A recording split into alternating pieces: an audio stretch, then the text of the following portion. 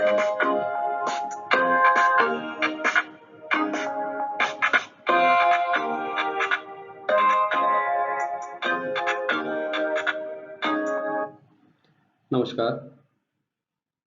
आज के इस वीडियो में हम लोग अंडाशय के द्वारा स्रावित होने वाले हार्मोन्स के बारे में आवश्यक जानकारी प्राप्त करेंगे। सबसे पहले हम देखते हैं कि अंडाशय कहाँ पाए जाते हैं और संख्या में कितने होते हैं। तो देखिए, मादा में एक जोड़ी अंडाशय पाया जाता है। अगर आप डायग्राम में देखें तो ये संरचना और ये संरचना, ये क्या है? अंडाशय है।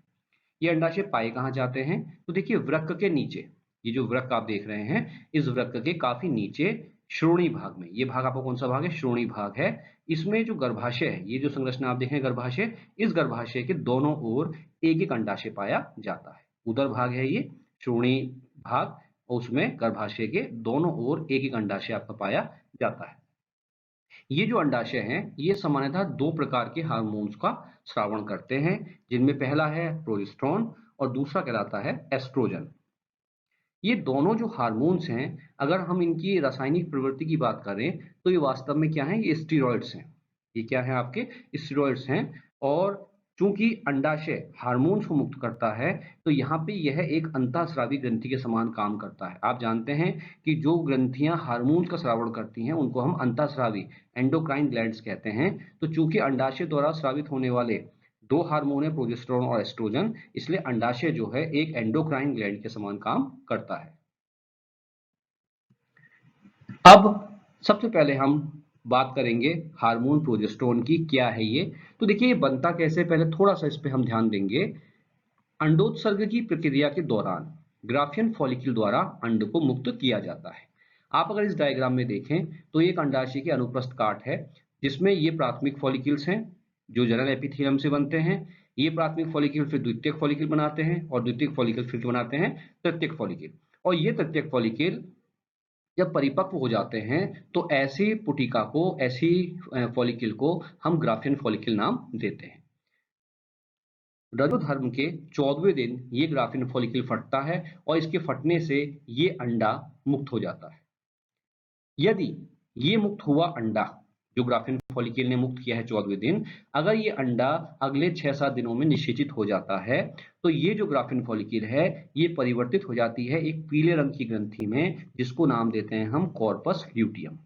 दोबारा से समझ लीजिए, अगर ये ग्राफियन फॉलिक्यूल 14वें दिन में जब अंडोत्सर्ग करती है, अंडा छोड़ती है, तो ये अंडा अगर 6 से 7 दिन के भीतर फर्टिलाइज हो जाता है, निषेचित हो जाता है शुक्राणु से, तो ये जो फटी हुई ग्राफियन फॉलिक्यूल है, अंडा निकालने के बाद ये परिवर्तित हो जाती है किसमें? एक पीले रंग की ग्रंथि में, जिसको हम नाम देते हैं कॉर्पस ल्यूटियम। और यही कार्पस ल्यूटियम, ये जो पीले रंग की ग्रंथि बनी है अंड मुक्त होने के बाद, यही कार्पस ल्यूटियम प्रोजेस्टेरोन नामक हार्मोन का स्रावण करती है। अब हम अध्ययन करेंगे प्रोजेस्टेरोन हार्मोन के काम क्या हैं। देखिए, प्रोजेस्टेरोन हार्मोन सामान्यतः नए फॉलिक्यूल्स का निर्माण रोकता है। होता क्या है, देखिए यहाँ पे आप समझने का प्रयास कीजिए। मादा के रजो धर्म में जो उसका मासिक चक्र चलता है 28 दिन का, उसमें हर 14वें दिन में एक ग्राफियन फॉलिक्यूल फटती है और उससे एक अंडा मुक्त होता है। अगर ये अंडा निषेचित हो जाता है, तो स्वाभाविक सी बात है कि ये अंडा निषेचन के बाद गर्भ में, माता के गर्भाशय में क्या हो जाएगा? रोपित हो जाएगा, और 9 महीने तक ये निषेचित अंडा माता के गर्भ में पलेगा। तो स्वाभाविक सी बात है, उसके बाद 9 माह तक, क्योंकि ये अंडा निषेचित हो गया है, उसके बाद 9 माह तक हमें अन्य अंड की आवश्यकता नहीं है। तो ये क्रिया, जो फॉलिक्यूल्स की क्रिया है बनने की, इस क्रिया की कोई आवश्यकता नहीं है। तो ये अंड के मुक्त होने के बाद जो कॉर्पस ल्यूटियम बनती है, ये क्या करती है? ग्राफियन फॉलिक्यूल्स के निर्माण की प्रक्रिया को क्या कर देती है? रोक देती है। क्योंकि अब हमें अंडे की आवश्यकता नहीं है, क्योंकि जो अंडा है वो निषेचित हो गया है, और उससे क्या बन गया है? आपका भ्रूण, जो गर्भ में क्या हो गया है? रोपित हो गया है। इसलिए फिलहाल हमें अभी नए किसी भी अंड की आवश्यकता नहीं है। तो प्रोजेस्टेरोन जो है, जो गर्भावस्था वाली मादाएं होती हैं, उनमें निषेचन के बाद नए फॉलिक्यूल्स के निर्माण को क्या कर देता है? रोक देता है। यह प्रोजेस्टेरोन मादा में गर्भावस्था को बनाए रखता है, अतः इसे प्रेगनेंसी हार्मोन कहते हैं। देखिए, ये बहुत इंपॉर्टेंट है। फीमेल में जैसे ही गर्भावस्था आरंभ होती है, उसके शरीर में प्रोजेस्टेरोन की मात्रा बढ़ जाती है, और इसीलिए इस हार्मोन को हम प्रेगनेंसी हार्मोन कहते हैं। आपको ये भी पता होना चाहिए कि यदि प्रेगनेंसी की अवस्था में ये हार्मोन कम हो जाए, आपका प्रोजेस्टेरोन हार्मोन कम हो जाए, तो ऐसे में गर्भपात, जिसको हम एबॉर्शन कहते हैं, गर्भपात हो जाता है। तो ये बात ध्यान रखिएगा कि पूरे 9 माह तक, गर्भावस्था के पूरे 9 माह तक प्रोजेस्टेरोन की मात्रा निश्चित बनी रहनी चाहिए। अगर प्रोजेस्टेरोन कम होता है तो मादा में क्या हो जाता है, गर्भपात हो जाता है, एबॉर्शन हो जाता है। तो हम ये कह सकते हैं कि ये हार्मोन जो है एबॉर्शन का क्या करता है, विरोध करता है, गर्भावस्था को बनाए रखता है। इसलिए हम इसको एंटी एबॉर्शन हार्मोन के नाम से भी जानते हैं। इसके साथ साथ एक बहुत महत्वपूर्ण बात ये भी है कि ये हार्मोन जो है वो मादा में स्तन ग्रंथियों में जो कुपिकाएं होती हैं उनके निर्माण और उनसे दुग्ध के स्रावण को भी प्रेरित करता है। ये जो हार्मोन है माता में स्तन ग्रंथियों में कुपिकाओं के निर्माण और उनसे दुग्ध के स्रावण को प्रेरित करने का काम भी करता है, क्योंकि मादा संतान उत्पत्ति के बाद उसको दूध देगी, दूध पिलाएगी, तो उसमें स्तन ग्रंथियों में कुपिकाओं का बनना और दुग्ध का स्रावण भी अति आवश्यक एक कार्य है जो इस हार्मोन के द्वारा किया जाता है।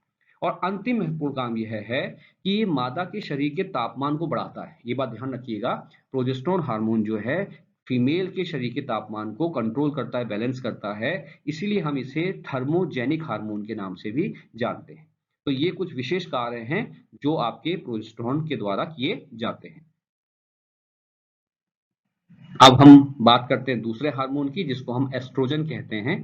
देखिए, सामान्यतः किसी भी स्त्री में जो अंडाशय की पुटिकाएं होती हैं उनके द्वारा इस हार्मोन का स्रावण किया जाता है। लेकिन यदि कोई महिला गर्भवती हो जाती है तो उसके प्लेसेंटा के द्वारा भी काफी अधिक मात्रा में यह एस्ट्रोजन हार्मोन स्रावित होता है। ये जो है हार्मोन सामान्यतः 3 प्रकार का होता है। इसको एस्ट्राडियोल, एस्ट्रोन और एस्ट्रियोल के नाम से जानते हैं। ये जो आपका एस्ट्रोजन है ये 3 प्रकार का हो सकता है, एस्ट्राडियोल, एस्ट्रोन या एस्ट्रियोल, जिनमें से सबसे सक्रिय और जो प्रमुख एस्ट्रोजन है वो अंडाशय के द्वारा स्रावित होने वाला क्या है, एस्ट्राडियोल है। तो ये जो एस्ट्रोजन है जो अंडाशय के द्वारा स्रावित किया जाता है ये सबसे सक्रिय और प्रमुख एस्ट्रोजन है, जिसको हम क्या कहते हैं, एस्ट्राडियोल।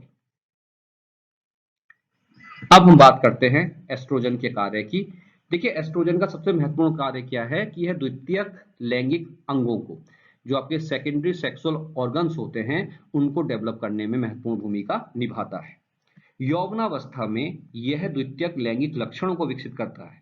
देखिए, यहाँ लैंगिक अंगों की मैंने बात की है, द्वितीयक लैंगिक अंगों की बात मैं कर रहा हूं, और यहाँ मैंने आपसे कहा द्वितीयक लैंगिक लक्षणों की, उनको विकास करने में भी यह सहयोग करता है। यौवनावस्था जनरली जो फीमेल्स में होती है, किशोरावस्था, वो लगभग 11 से 12 साल के बीच में आती है। तो उस समय यह एस्ट्रोजन हार्मोन फीमेल के द्वितीयक लैंगिक अंगों के विकास में सहयोग करता है, साथ साथ द्वितीयक लैंगिक लक्षणों को भी डेवलप करने में सहयोग करता है। जैसे आपने देखा होगा, फीमेल की जो आवाज होती है वो बहुत तीखी होती है, बहुत बारीक आवाज होती है, और उसके लिए रेस्पॉन्सिबल कौन है, यही एस्ट्रोजन हार्मोन है। इसके अलावा मादा में जो सेक्सुअल बिहेवियर है, जो लैंगिक व्यवहार है, उस लैंगिक व्यवहार को नियंत्रित करने में भी एस्ट्रोजन महत्वपूर्ण भूमिका निभाता है। तो इस वीडियो के माध्यम से मैंने आपको अंडाशय के द्वारा स्रावित होने वाले 2 महत्वपूर्ण हार्मोन और उनके कार्यों के बारे में बताया। मैं उम्मीद करता हूं ये वीडियो आपको पसंद आया होगा। अगर आपको ये वीडियो पसंद आया तो इसे लाइक कीजिए और इस चैनल को सब्सक्राइब कीजिए। धन्यवाद।